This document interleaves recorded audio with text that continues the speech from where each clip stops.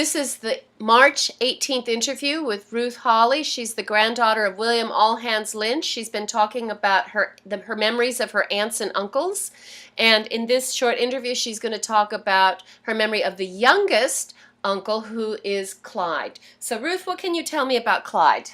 Well, he was all of us kids, like Russell and Howard, and Marion, all of us. We just adored him because he lavished nice things on us, and he was the Santa Claus for us kids, and he was always so good to us. And he'd come and take us out up to his house, and we really adored him. And he was just that way with his love for his nephews and nieces, especially Russell and I, because we didn't have any money. And he bought me a pair of boots one time that I had my heart set.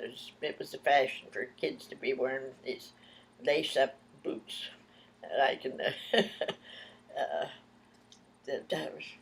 Well, we had ice and snow and severe weather, and I had my heart, and I knew I couldn't have it because we didn't have money for it. It was like asking for the moon. Guess what? He bought Marion and I both the boots, because anything I wanted, Marion wanted, and she got it and I didn't. Well, that's all right.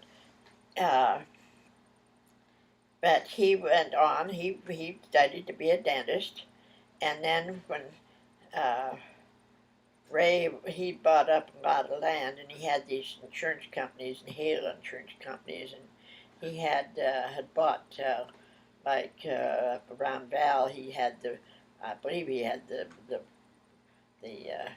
town bar, and I know there was several others that he just had that. Then when the crash came, he he had those holdings, but no money coming in because no one had any money, and it was. But he talked to brother Clyde. He got his education being a dentist, and then he went in business with Ray when he decided he didn't want to be a dentist any longer. Well, then there was uh, a big mix-up over that era. But he was a rancher. Had this beautiful. They had a nice home out on this ranch out of Big Springs, Nebraska, and we were there many times. And Beulah, he was married to a grass widow woman. Her name was Beulah Clyde. Her mother's name was Clyde. I guess that was, uh, but she was the ex-wife of that famous ball player. The So, Clyde's wife was Yeah, Beulah.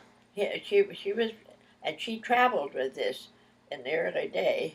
I can't think of his name. This very very famous top ball player of all times, Uh huh. and she was married to his brother, and so she was a college lady, and she ended up living on that ranch in the summer times. And then she'd take off and go to California. Her and they had one son, one child. His name was uh, Mickey. They called him Mickey. That's what his nickname of his father. Mickey was Uncle Mickey, and uh, he was their pride and joy. This Their one child. child. Uh huh. Well, she drug him out of school all those years that he should have been in, even if they'd have put him in the Catholic school up at Sydney where I went, and kept him in school. Places that she whirled him out of school, and then half the year was spent in California. Well, it ended up that Mickey didn't have proper foundation of an education, and but he did go to a boys' academy, Uh huh. and his father paid for his friend to go with him to that Mickey Lentz. His name was Mickey too, So, and Clyde paid for both boys to go off to this boarding school Uh-huh. there on the East Coast. Well, the other boy was made he made it. Mickey, I don't think he went a couple of years maybe Uh-huh. this boarding school. But outside of that, then he went into being a rancher himself up there, where he ended up. I can't think now, but it was where his father had invested in land up there. Uh-huh. Had a great deal. And then Clyde died suddenly, and he didn't have his will straightened out. And I don't know exactly the ins and outs, but it created terrible hardship getting things. How old was he when he died? Oh, I suppose 65. Okay. That was about, they all died in their mid-60s. Uh-huh. They didn't live that long, any of them. Uh-huh. But Mickey stayed on as a rancher. Uh-huh. Where was the ranch? Well, it was in ranch country. I can't think offhand, but it was in another state. And I never really heard who he married and had a family, but sort of the family just, I never heard much about Mickey. I was around him when he was little. He was a cute little guy. And